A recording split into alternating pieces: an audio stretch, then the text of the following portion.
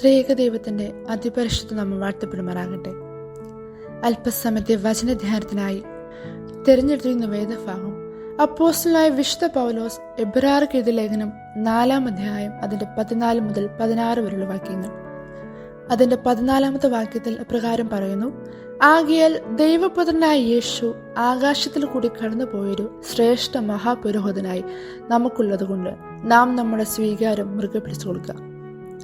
ഈ വേദഭാഗത്ത് നമുക്ക് കാണുവാൻ സാധിക്കുന്നത് ഒരു ശ്രേഷ്ഠ മഹാപുരോഹിതനെയാണ്. പ്രധാനമായും 2 ചിന്തകളാണ് നിങ്ങളുമായി പങ്കുവയ്ക്കുവാൻ ഞാൻ ആഗ്രഹിക്കുന്നത്. ഒന്നാമതായി, യേശു ക്രിസ്തു നമ്മുടെ മഹാപുരോഹിതൻ. പഴയ നിയമത്തിൽ ലേവ്യ ഗോത്രത്തിലുള്ളവരെ മാത്രമായിരുന്നു പുരോഹിത ശുശ്രൂഷയിലേക്ക് തെരഞ്ഞെടുത്തിരുന്നത്. മഹാപുരോഹിതൻ തന്റെയും ജനത്തിന്റെയും പാപപരിഹാരത്തിനായി വർഷത്തിലൊരിക്കൽ പാപപരിഹാര ദിനത്തിൽ മാത്രമാണ് അതിവിശുദ്ധ സ്ഥലത്തേക്ക് യാഗമൃഗത്തിന്റെ രക്തവുമായി പ്രവേശിക്കുകയുണ്ടായിരുന്നുള്ളൂ, ദ ഡേ ഓഫ് അറ്റോൺമെന്റ്.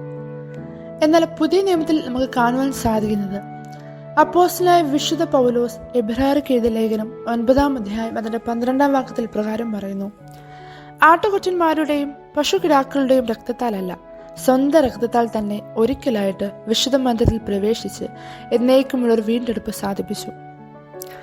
ശ്രേഷ്ഠ മഹാപുരോഹിതനായ യേശു ക്രിസ്തു പാപപരിഹാരത്തിനായി സ്വന്തം ജീവനെ നമുക്ക് വേണ്ടി യാഗമായി സമർപ്പിച്ചു. മനുഷ്യൻ പാപത്തിൽ അടിമപ്പെട്ടപ്പോൾ ദൈവം അവന്റെ പുത്രനെ ലോകത്തിലേക്ക് അയച്ചു. നമുക്ക് വേണ്ടി ജീവിച്ചു, നമുക്ക് വേണ്ടി ക്രൂശിലെ യാഗമായി തീർന്നു.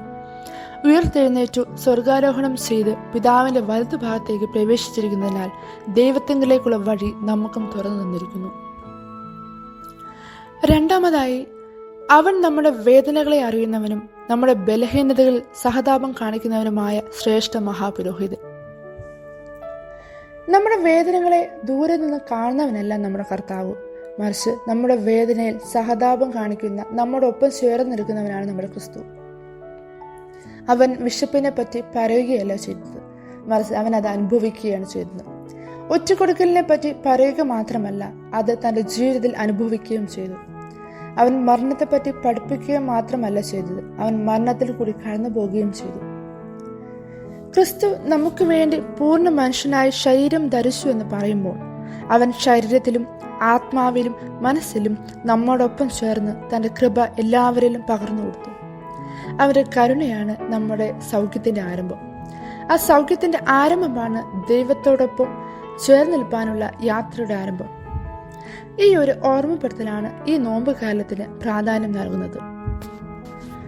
നാം ഓരോരുത്തരും ക്രിസ്മസ് കാലത്തിലൂടെ കടന്നു പോവുകയാണ്. ക്രിസ്മസ് എന്ന് പറയുന്നത് ഒരു കഥയുടെ ആവർത്തനമല്ല, മറിച്ച് ഒരിക്കൽ ഭൂമിയിലേക്ക് വിനയത്തോടെ താണിറങ്ങി വന്നവൻ മഹത്വത്തോടെ വീണ്ടും വരുന്നതിനായുള്ള പ്രതീക്ഷയാണ്.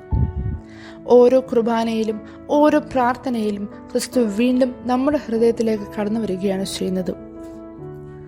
പാപികളായ നമ്മുടെ ബലഹീനതകളിൽ സഹതപിക്കുന്ന ഈ മഹാപുരോഹിതന്റെ മധ്യസ്ഥതയാൽ നമുക്കും തക്ക സമയത്ത് കരുണയും സഹായവും ലഭിക്കുവാനായി ധൈര്യത്തോടെ കൃപാസനത്തിന് അടുത്തു ചെല്ലാം.